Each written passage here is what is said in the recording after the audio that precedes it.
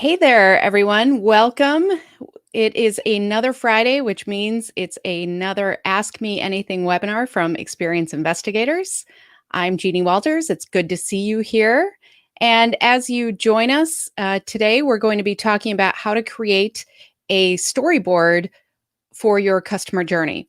And we'll be talking a little bit about why this process really is so helpful. It's a simple way to look at things. We'll walk through that together. So if you have a piece of paper handy, that's a great place to start. We also have a downloadable that you can use for our template. Feel free to download that now and get yourself settled to use that template as we go through today. And as always, we're interested in where you're joining us from. We have people from all over the world, which is always so exciting. So let us know, where are you joining us from and what's going on in your world today.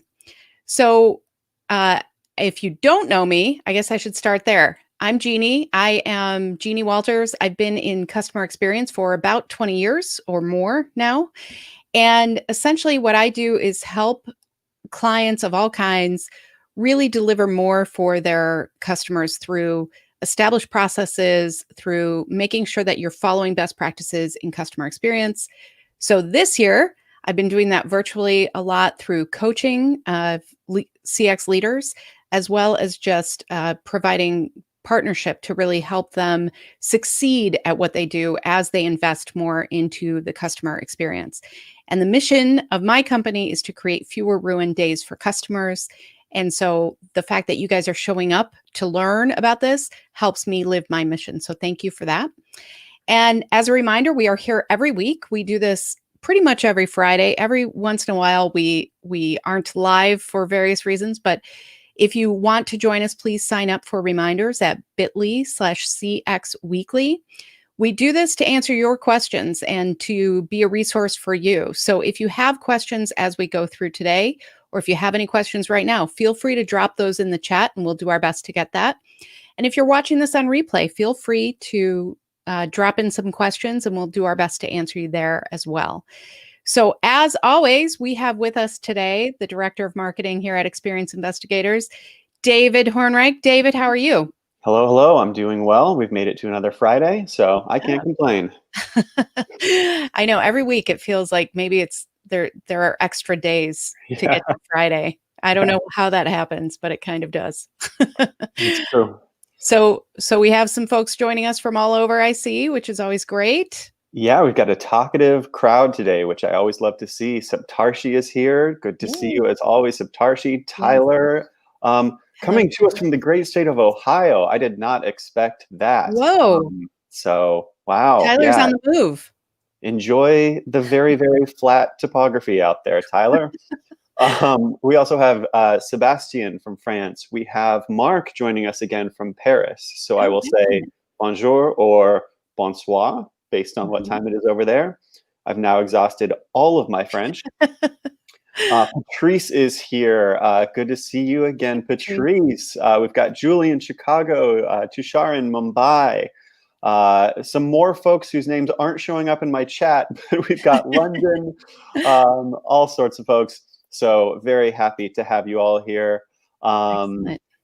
We've got Seattle, that's where I'm at. And Abdullah, you're here as well. Good to see you as well again. So like most of the gang is here. I know, that's great. Oh, it's always so good to see regulars and newcomers. It's and you know, we totally recognize that you guys support one another too and share in the chat your wisdom. So we appreciate that as well.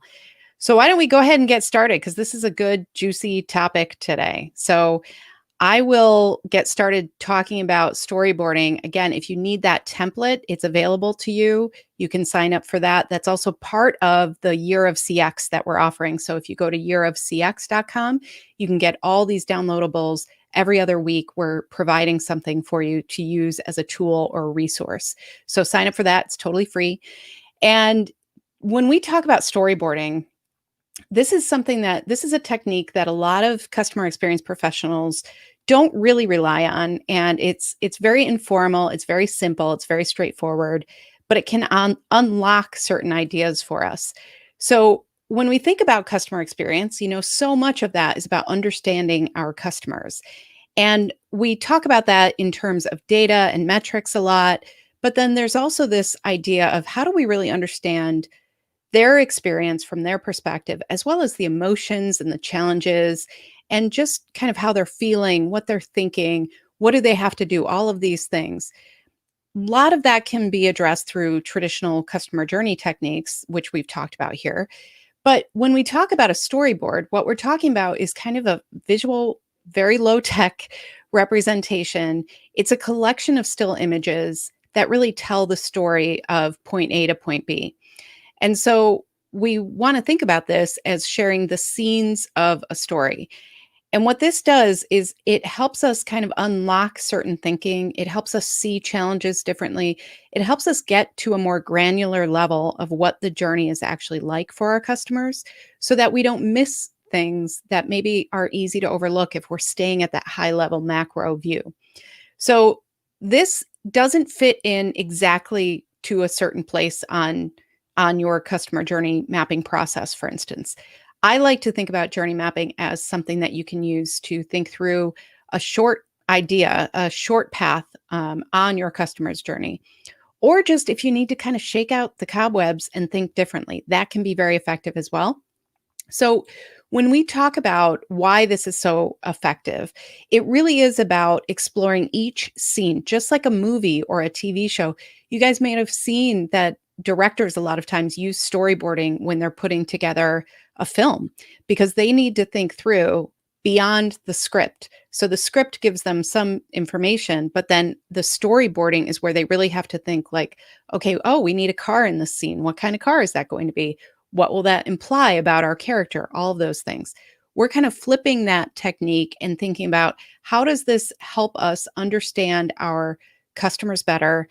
How does it unlock some creative problem solving? If you're really stuck on something, on one piece of your customer journey, this can be very, very effective. And this also does things to our brains. So there was a study from 2007 to 2010 that the National Science Foundation funded, and it included students from Harvard and MIT and some really amazing colleges. And then they also included design students. And what they found was that professors who incorporated this act of drawing and storyboarding, that actually helped students see their misconceptions better. And so what that meant was that the professor then could see those misconceptions and think, oh, we need to cover this differently. People aren't getting this idea. And they all reported that this was more effective than text in letting them see what they maybe didn't understand or was a misconception. And when you think about customer experience, part of what we're trying to do is unlock what don't we know. We are trying to understand things from somebody else's perspective, which is challenging. And so this technique can really help you in a very simple way, very straightforward way. Now, whenever I introduce this concept in workshops, I always look around and I say, okay, we're going to do this today. We're going to do some storyboarding. We're going to draw together. And literally without exception, every single time I say that, you can see people go, oh gosh, oh man, this is because we don't consider ourselves artists necessarily. And if we don't draw, like there are people who doodle a lot in their notes, there are people who don't. And so if there are people who think, oh my gosh, I can't remember the last time I drew anything. How am I going to do this? We always stress this isn't about the product. This is about the process. And all we're trying to do is unlock that part of our brain that helps us see these individual scenes in the customer journey. So this is an example from one of the workshops that I've led with a client recently. And you can tell that this is not something that is masters of fine art material, but they're getting across what they need to get across. They used big expressive faces. They're stick figures, but they did their best to really express what is this like and in this case, this was about an employee journey. So what was this like for the employee and how do they interact and what are some ideas? So you can really get creative here. You can really just release yourself from being perfect and from figuring everything out. This is about the act of unlocking a different part of our brain, getting into creative problem solving mode, and just trying to connect with the customer in a different way on an emotional level. So today we're going to talk about how to create this. I encourage you to go ahead and think of something right now. What is a small challenge that you have, or a short journey that you know you have to work out with your customers? Think about that and see if you can apply that as we're going through this. We can do this together. So the first thing, we've got to know your goal, and these are the steps we're going to talk about. We have to have some materials. This is not something you can do just in your head. You need certain things. You want to define the first step of the story. This is really important, especially if you're doing this with a group. You want to make sure that you understand what is that first scene that we're starting with. You want to set a time limit. This can be very helpful. I'm not sure why, but I have found this to be very helpful in just helping us get to that point where we put enough emphasis on the simplicity of this and just, go through it. And then we need to get drawing and writing. And this is where we really see the scenes. This is when they come to life. So the first thing is you want to know your goals. What are you using storyboarding to achieve? Because if you are trying to, for instance, encapsulate your entire customer journey, this is probably not the best technique. You want to actually narrow in. You want to make sure that you're talking about what happens when somebody shows up and they need to pick up an order from us. Well, what are we trying to figure out? We're trying to figure out what are the scenes in their story? What can we do to provide more moments of delight? What do we know? Well, we know that our customers have told us that it's confusing. So let's walk through in a storyboard and figure out what's confusing about it. So you want to define something narrow enough that you can then unlock your big thinking around it. Because if you think too broadly about the journey when you're doing storyboarding, that can be less fruitful, let's say, because that stays at that macro level. And one of the things this does is it helps us really get down to the detailed steps of the journey to understand our customers better. So narrow that goal. Get your materials ready. So I like to use 11 by 13 or 11 by 17. I always say that 11 by 17 pieces of paper. I like Sharpies, both like the thin kind and the thicker kind. For various reasons. Some people like to have a bunch of colored pens or pencils around. All of those things can be helpful. You can also do this with a ballpoint pen and a piece of paper. I also have seen people who use the piece of paper kind of as a frame, and then they use Post-it notes to actually create the scenes and put them in there. So if you have some trepidation about like, I don't know if I'm going to do this right the first time, Post-it notes are a great solution for that as well. So get your materials. I also like to unlock where I am. And what I mean by that is I actually step away from the computer when I do this. I find a place that I'm not distracted. I leave my phone somewhere because I think if we do that, that's when we can really kind of let go of some of those distractions and expectations and everything else. And it can be a little more fun. Like you can have fun with this. So get materials that you like because that will make this more energetic and exciting for you. So whatever works for you. So we also want to define that first step of the story. We really need to do this because otherwise you and I could be talking about, what happens when somebody picks up an order after ordering on the app.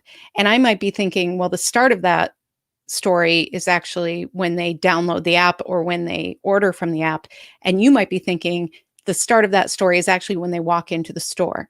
And so we need to make sure that we're aligned on that. And it's also helpful to do this because you can do several different storyboards leading up to that bigger journey. So if you want to really get into the details here, you can do a storyboard about what's it like to download the app. You can do a storyboard about what's it like to order on the app. And then you can do a storyboard on what's it like to pick up an order once you've ordered on the app. So there are all sorts of ways to unlock this, but you want to make sure you have a clear vision of who you're talking about. So this is where you want to make sure you understand which customer persona you're using. What are the goals of this customer? What's the journey that they want to be on? And you can even flip points of view here. You can do a storyboard about the customer's perspective, and then you could do one about the employee's perspective.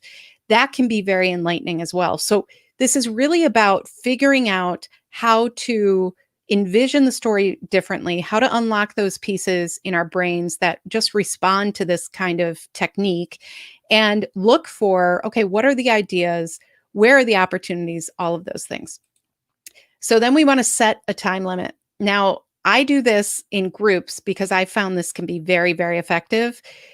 I have seen executives specifically who sit there. I say, okay, you've got 8 minutes to fill out eight rectangles, and which is plenty of time, trust me. And they will sit there until about the 2 minute warning. And I say, well, you've got 2 minutes. And then suddenly they are spurred to action, and we've seen some great ideas come from there. Because if we don't put limits on this, it can be really easy to just kind of let it go, or think, oh, I've got to include this and this. This is about quick solutions. This is about really reacting in a different way, and just trying new things. And so I encourage you, if you're in a group, when you do this, set a time limit. I have seen everything from, I know I've done everything from, for 8 panels, doing something for where you have like 30 seconds a square, a minute a square, something like that, because that will really help people understand where they are in the process as well. I also like to do this when I'm doing this on my own, just because, again, it forces your hand a little bit. You have to think quickly. You have to think about each thing, and you don't get caught up in the drawing and getting everything perfect and everything like that. Not that anybody here would do that. Not that I would ever do that. No. So, and then you just have to do it. You just have to do it. And you can be free to do this with thought bubbles and speech bubbles and ideas, and going, if you're talking about different things, maybe you narrow in on that piece of the puzzle. So this is one that I did regarding how to pick up coffee after ordering on the app. And one of the things I added to this was actual timestamps, like how long is this taking for the customer? And then after this was done, after I put this together, I went back and I added, oh, here are some ideas for these things. What do we need to do? We need to train. We need to put an alert in the app to help people. But this one is a stumper, so I have to look into that a little bit more. So you can see here that I am not an artist at all, but this technique can really help you unlock things. So if you have something right now, I encourage you to take a piece of paper. You can fold it. What I do with these 11 by 17, I fold it the long way. This is like arts and crafts, you guys. Isn't this fun? So I do the long way, and then I do 2 over this way. And if you do this, look at this. You get 8 panels to work with. So I think that there are so many uses for this, and this is something that you can apply in so many different ways. You can use it for customer journeys. You can use it for employee journeys. You can use it for various specific outcomes that you're trying to get. If you have a process on the back end that's really driving everybody crazy, you can use this for that too. You can apply this in so many different ways. It doesn't have to fit into a perfect place when you're looking at your customer experience strategy. This is just a technique to use when you're like, I don't know what to do here. Or it's also a way to get everybody in your organization to think differently about the actual customer journey. There is something very humbling about sharing artwork like this, right? Like there's something very humbling about that. So if you get everybody together and everybody draws together, it opens up more ideas around empathy and compassion and understanding.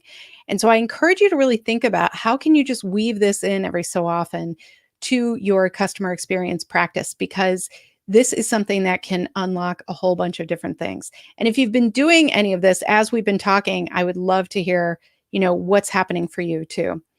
But once you actually have the storyboard, once you actually have something that is working for telling this story, what next? Well, one of the ideas and that I just shared is you go through and you look for, where are the opportunities here? What do we need to do? What do we need to research more?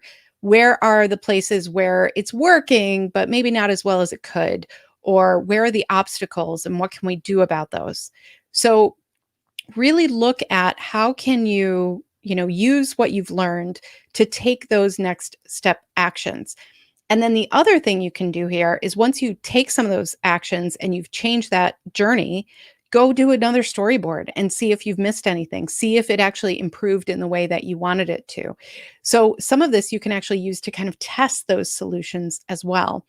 And this is about getting creative. This is about doing what is, good for you. Like, just like I talked about the materials, pick something that you are passionate about, pick something that you know you need to unlock, pick something that will help you really come back with a different perspective.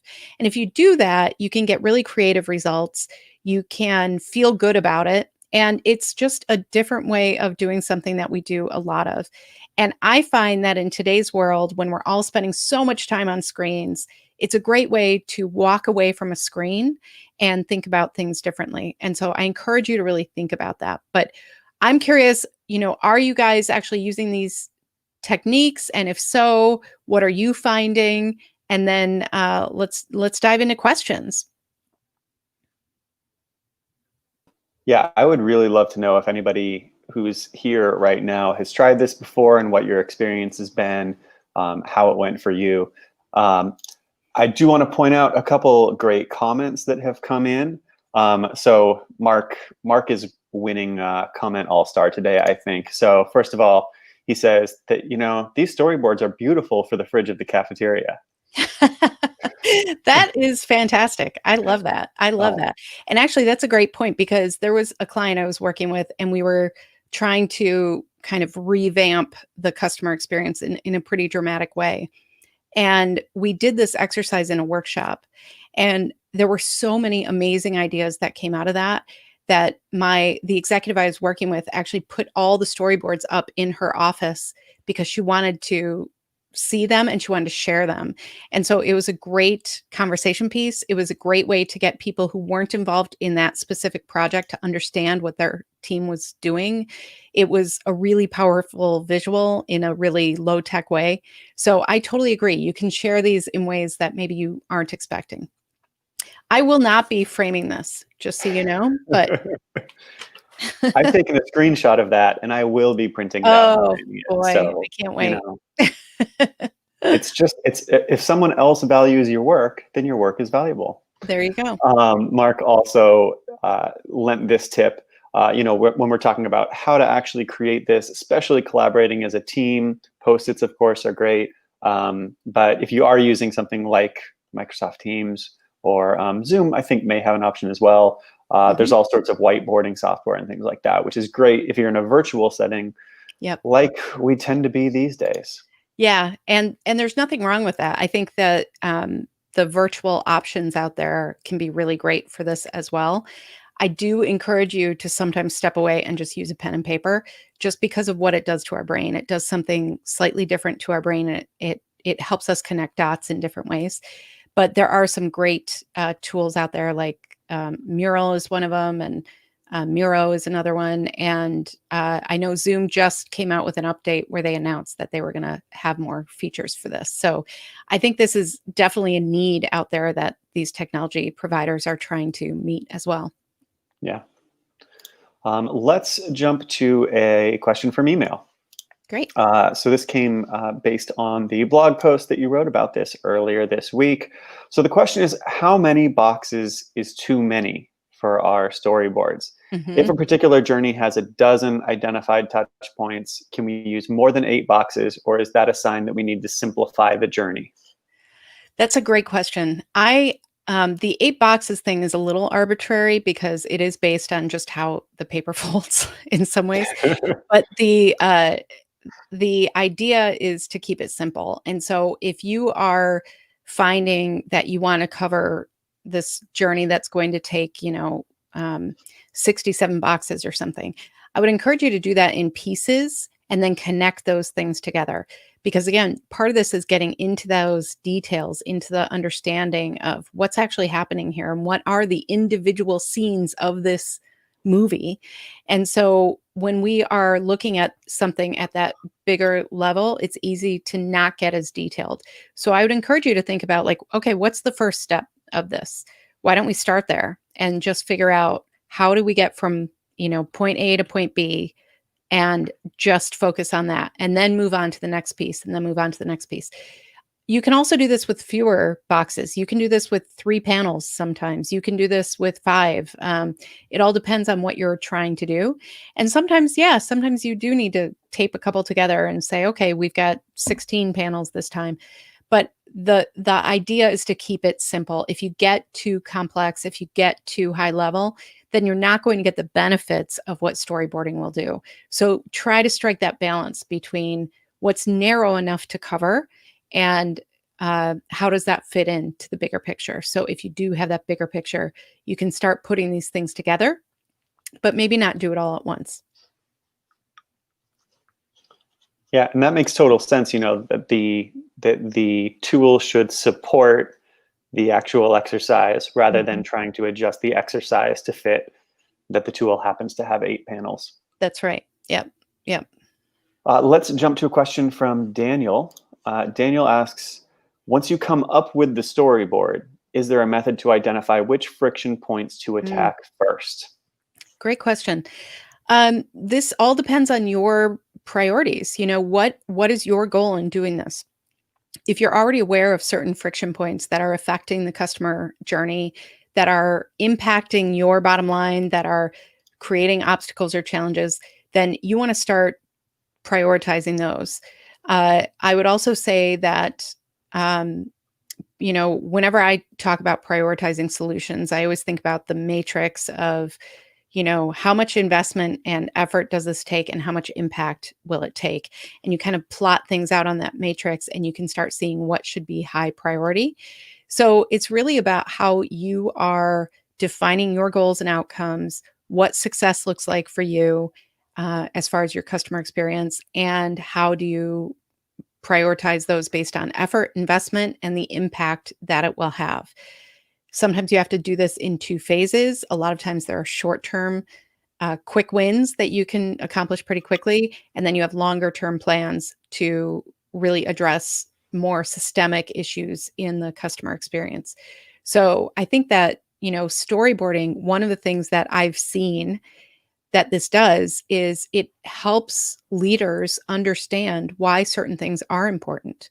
It's easy to say, like, well, people don't really understand their billing statement. That might not have the impact of actually going through and thinking, okay, I have a bill, it's incorrect. What do I do? There's no information on the bill of who to call. I have to dig through the website, find the right department. I have to call the department, leave a message. They call that, that tells a different story. And that's what's so powerful about this. So that can actually help you make the case for your priorities as well, especially if you get those leaders involved in actually doing this together. That can be really, really powerful. But yeah, the prioritization thing is always a bit of a challenge. And if you don't already have a customer experience success statement, that's a great place to start. How are you defining success? What are your outcomes? And if you don't have that, we have that on our site. So go check that out. Yeah, that is one of the Year of CX resources. So yearofcx.com, you can get that, or it is on experienceinvestigators.com, of course, as well. Thanks, Daniel, for the great question. We've got another great question from Saptarshi. I'm excited to hear the answer to this one. So can we use voice of the customer data to help us create our storyboarding of the customer journey? And what kind of data would be required to help us in that storyboarding process? Mm-hmm. Fabulous question. There's no harm in using the voice of the customer and data. That can be really, really helpful. The challenge that I would give you is don't get too stuck in that. That's not what this exercise is about. So usually this comes up when we have an idea of what's actually happening with our customers, either through techniques like customer journey mapping, customer interviews, customer advisory boards, all the rich data and metrics that we've collected through the years. So if we have that kind of idea of what's happening, then we want to narrow in and start focusing on one piece that we know is not working for the customer. And then we can use that in storyboards. One thing I would encourage you to do is if you have specific quotes from customers that really outline the challenge, or that really tell you the emotional impact of that, include those in your storyboards. That can be really effective too. So if you know that customers have complained online about, I don't know, your stores are messy or something, then you want to include that into one of the storyboards that you do. So, I'm all for data, I'm all for voice of the customer. This technique is about kind of stepping out of ourselves and getting and unlocking these different parts of our brain. And so I would encourage you to not get too hung up on that when you're using this technique, but it can certainly direct what storyboard that you want to create and understand. So I hope I did I answer that? I think you did. Okay, So good. probably should let us know in the comments if that's It helpful. was a long question, so then I was like, "Wait, did I?" Let's go to another question from email. So this question asks, if we're doing our storyboarding as a group, who are the best people to involve in the process? Should it be limited to employees directly working on CX, or should we involve others who are less familiar with the steps in the customer journey? Great question, and the answer is yes. I am a big believer that different perspectives bring you different tools and different outcomes. And so having people who are directly related can be very helpful and efficient. Sometimes they're too close to the process. Sometimes they want to, I mean, in the workshops that I lead, a lot of times what I have to do is remind people, like, actually we're not going to storyboard what's actually happening in the background or why these employees don't have what they need. We are just focusing on this one perspective. And so what does that mean? So it's kind of staying in that happy medium of enough detail for the story, but not getting into the minutia of the back end when the customer doesn't necessarily ever see that. And so people who are really close to the process sometimes have trouble getting away from it, but they understand it more. So they bring a certain perspective that's really valuable. On the flip side, if you bring in people who maybe aren't as familiar with the process or the journey that you're using, then they can bring in totally fresh perspectives and outline things that maybe we just haven't thought about. Because if you are too close, it can feel like you're kind of doing the same thing over and over. It can feel like you don't necessarily know a better idea. And sometimes people who aren't as familiar with the journey will come in and have these amazing ideas. One of my favorite examples of this was a workshop I did where the head of real estate for this franchise operation had some amazing ideas about how to welcome people into each franchise location.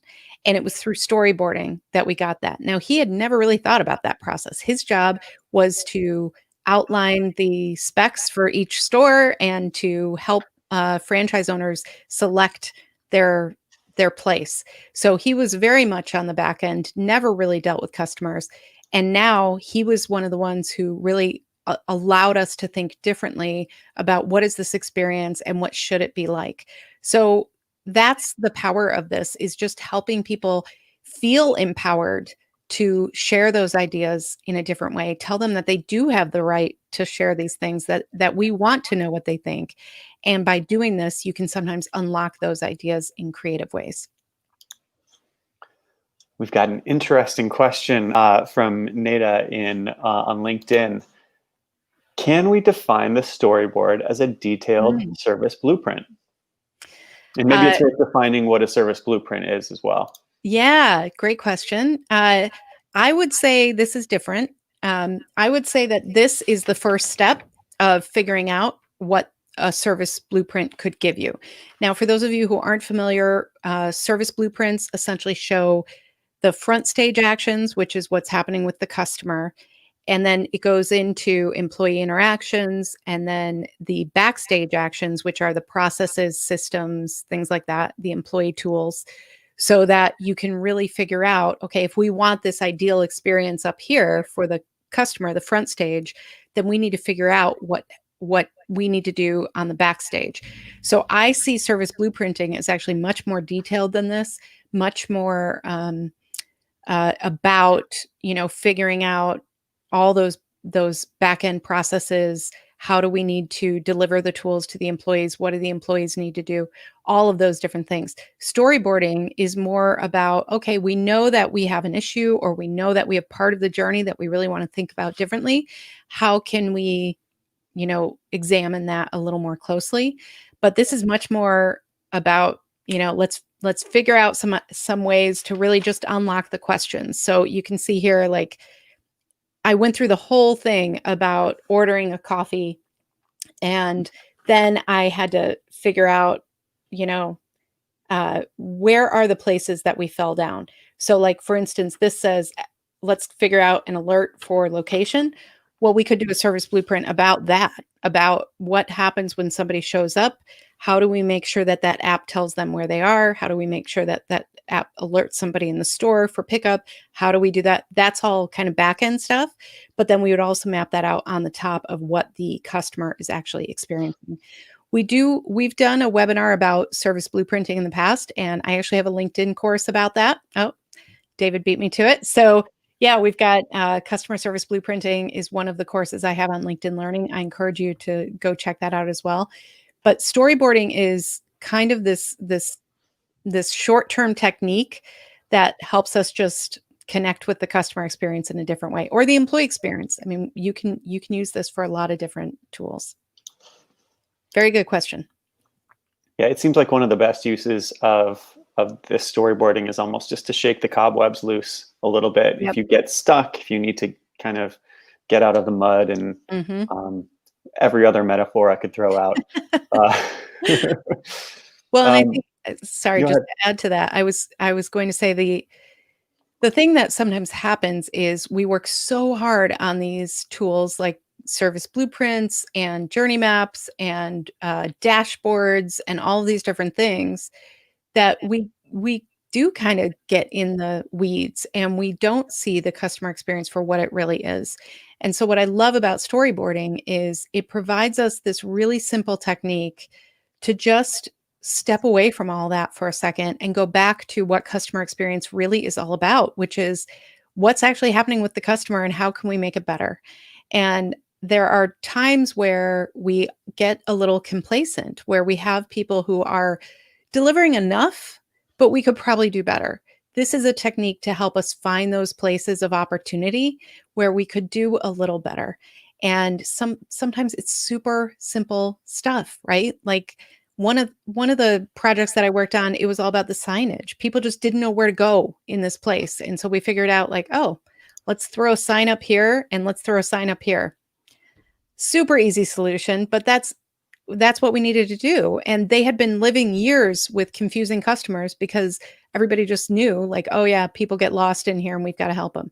So that's the type of thing where if you do a storyboard, you can then communicate that visually. You can also just share, you know what, this is having an emotional impact on our customers. They're confused, they're neglected, they feel lost. What can we do about that? So those are the types of things that sometimes come out of this too, are those really simple, straightforward solutions that people just haven't ever been asked to really address before. So it's a way to combat complacency. Well said. I think that's a perfect spot to close the Q&A today. Just a reminder that the storyboarding template is available with tips and examples at bit.ly/journey-storyboard. Of course, if you're in a pinch, grab a piece of paper, fold it up, and you're good to go. That's all you need. That's right. Just fold it up and then, draw some beautiful, beautiful artwork. Beautiful. I mean, you can't get better than that. Yes, thank you everybody for your fantastic questions. As always, we are always thrilled to see our community here. And for those of you who want to reach out, we love hearing from you. So feel free to email me. You can find us on Twitter. You can find us on Facebook and LinkedIn, of course. We have several courses at LinkedIn Learning. There are 2 on customer journey mapping, 1 on service blueprinting, and 1 called How to Create a Positive Customer Experience. I encourage you to check those out too, of course. And if you do, please let us know what you think. We always love feedback. And speaking of that, we want to hear from you about these webinars. So let us know, what do you want to know about in the future? Are these working for you? What should we do differently? You can critique my artwork if you'd like, all of those things. And you can do that through bit.ly/let Jeannie know. Jeannie with two N's. I say it every week, uh, but I know you guys know that. So thank you so much for being here. We are here every week. Don't forget to sign up for reminders at bit.ly/CX Weekly if you want to join us every week. And as always, you help me live my mission of creating fewer ruined days for customers. So thank you for your dedication to customers. Thank you for your dedication to learning and continuing to grow.